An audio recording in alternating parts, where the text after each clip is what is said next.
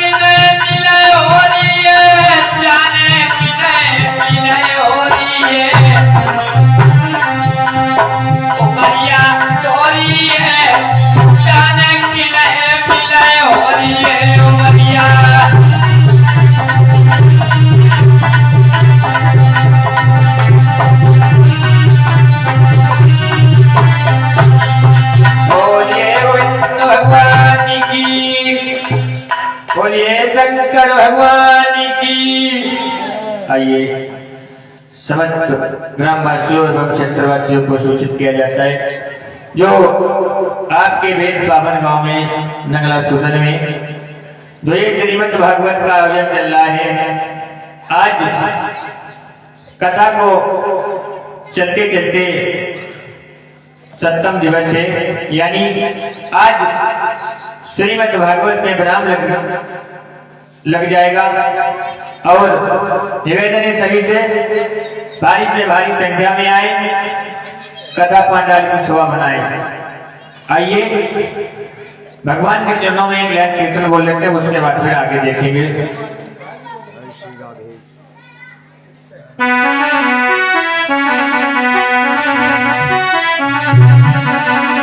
तो जाने के तरे तेरे नाम, कोई कहे मोहना कोई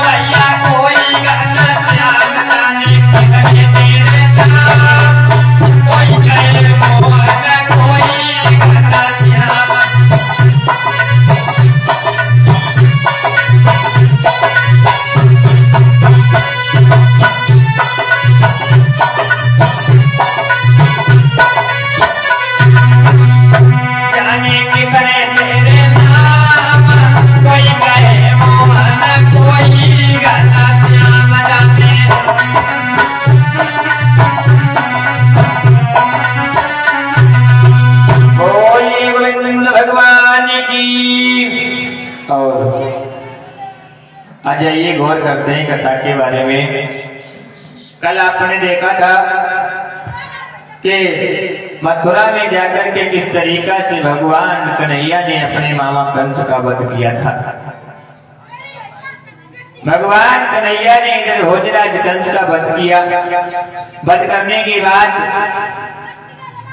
यमुना में ले जाकर के उनका अंतिम संस्कार किया और दोनों पत्नी जो थी अति प्राप्ति जो जरासंध की पुत्री थी, दोनों रो रही थी। बार बार कन्हैया से कह रही थी, बेटा ये तुमने क्या किया, तुमने अपने मामा को मार दिया, हमारी तरफ नहीं देखा, हम कैसे रहेंगे। समझाने लगे कन्हैया। जवाब दिया, मामियों तुम्हें एक बात नहीं मालूम है, तुम्हें एक बात मालूम होनी चाहिए, मौत का समय जब आएगा तो उतने रक्त मौत आ जाएगी। क्या बोले हैं कि मौत का समय जो निश्चित है और कोई समय मर आएगी।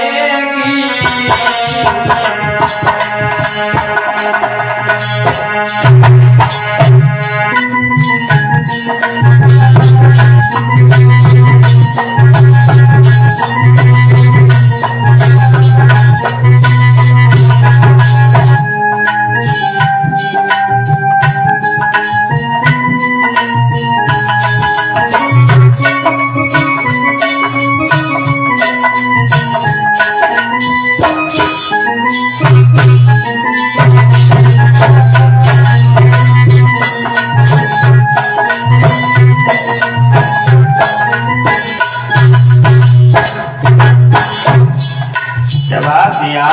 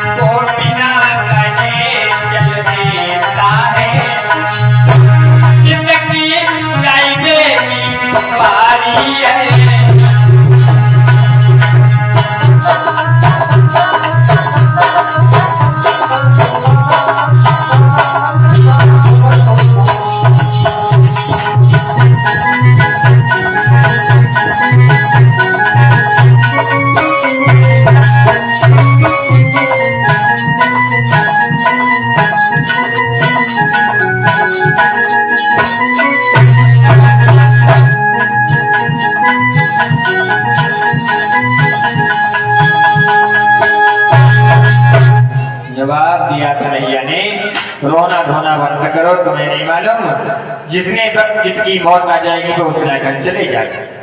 समझाया भगवान कन्हैया ने और समझाने के बाद भोजराज कंस का अंतिम संस्कार किया। उसके बाद अपने पिता को कारागृह से बाहर निकाला। जवाब दिया, उग्रसेन कहने लगे, बेटा एक काम करो, ये मथुरा का राज्य हम नहीं लेंगे, तुम शासन करो। कन्हैया कहने लगे, पिताजी हम शासन नहीं करेंगे, अगर हमने शासन किया तो आने वाले लोग ये सोचेंगे कि भगवान ने, कन्हैया ने इस मथुरा के शासन के पीछे अपने मामा को मार दिया, इन्हें उग्रसेन को राजा बना दिया। बनाने के बाद अति प्राप्ति होती हुई चली। मगध में महाराज जरासंध का शासन लगा था। दोनों हाथ जोड़े, जवाब दिया, पिताजी तुम्हें नहीं मालूम, तुम्हारे दामाद को कन्हैया ने मार दिया, हमें विधवा बना दिया। ये सारा हाल जरासंध को बताया तो जरासंध कहने लगा, ठीक है हम मथुरा पे चढ़ाई करेंगे। जरासंध फौजों को सजवाता है, हम मथुरा पे आक्रमण कर देता है। कैसे? फौज तक ये जरासंध की कैसे भैया थोड़ी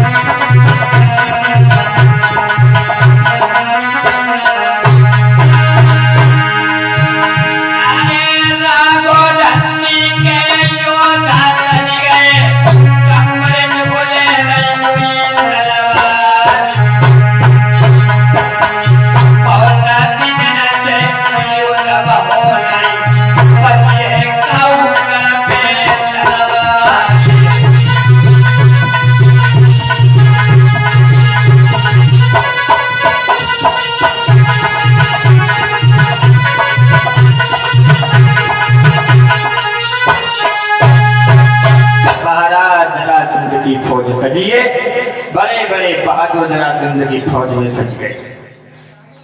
जरासंध ने फौज सजाई, सजाने के बाद ये जरासंध ने मथुरा पे आक्रमण कर दिया।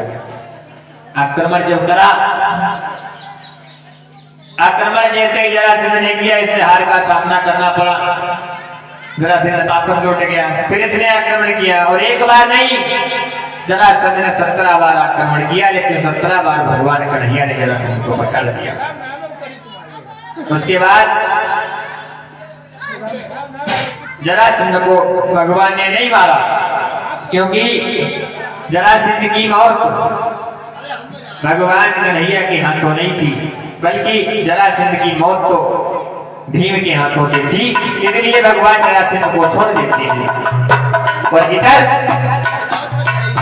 जरासंध को भगवान हरा करके वापस भेज देते हैं। जरासंध चला जाता है। आइए भगवान का कीर्तन बोल लेते, फिर देखेंगे।